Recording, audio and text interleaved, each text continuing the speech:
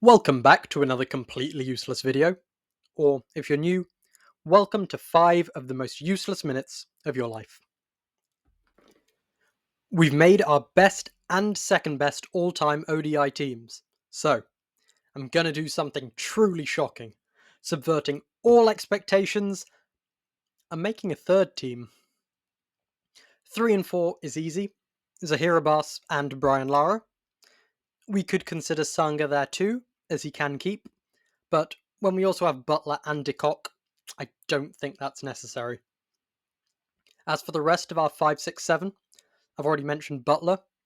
Shane Watson getting in as our seam bowling all-rounder is a near guarantee. As for our spin bowling all-rounder, again, Yuvraj and Maxwell are my go-tos. I think Shakib is excellent and would be invaluable for almost any team throughout history, but I think he's rather like Jadeja in that his skill set doesn't quite get him into a team when his competition is every player in history. Our openers are interesting. Greenwich, Haynes, Sehwag, Umla, De Kock, I think all deserve a mention. And as for our seamers, we still have 5 options. I think who we go for is easy though. I already said in the previous video that Stark and Waqar are the superiors when it comes to our strike bowlers, and when it comes to defensive bowlers, Bumrah is our only option left. Lilly and Bond are definitely more strike bowlers.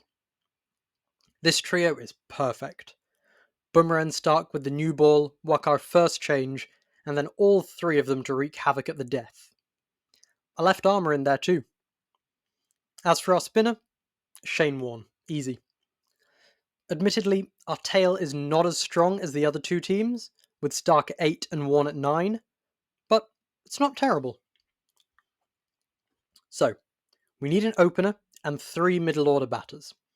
One of them will definitely be Watson. Whether he opens or bats in the middle only needs to be an afterthought.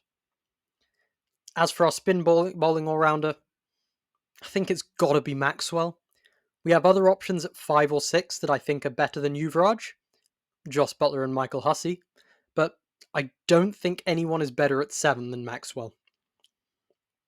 As for our openers, one of them is really easy. Gordon Greenwich. In the history of cricket, nobody, not his teammate Viv Richards, not other openers like Sehwag or Gale, not even Afridi or Russell could hit the ball as hard as Gordon Greenwich. So we have 3 slots left. An opener, a 5, and a 6. One of them will be taken up by Watson, and one will either go to Butler or De Kock. That only leaves 1 slot for all these other players. And I think it comes down to Hussey versus Sehwag as to who gets that final slot. The way I see it, Sehwag is a bit better than De Kock, whereas Hussey and Butler is almost neck and neck. So we're either opening with Sehwag, with Butler and Watson at 5 and 6, or opening with Watson with Butler and Hussey at 5 or 6. I don't think there's a right answer here, so I'll go with Sehwag. That gives us a really destructive opening pair, the height of elegance at 3 and 4, and an absolute powerhouse of a middle order with Butler, Watson, and Maxwell. The tail is a little longer than the other 2 teams, but it's not a huge issue. Bowling, it's still incredible. Bumrah, Stark, and Waqar is the stuff of nightmares. Throw in the magician Shane Warne, and there isn't a single person who'd want to face that. Watson, Maxwell, and even Sehwag can pitch in with a bit of overs too. This team is arguably on par with the second team, minuscule difference between them. I'd say this team is a little more volatile, higher ceiling, but also has a higher chance of imploding. Hopefully you enjoyed this video, or if you didn't, hopefully you at least managed to kill a few minutes and think about cricket for a bit.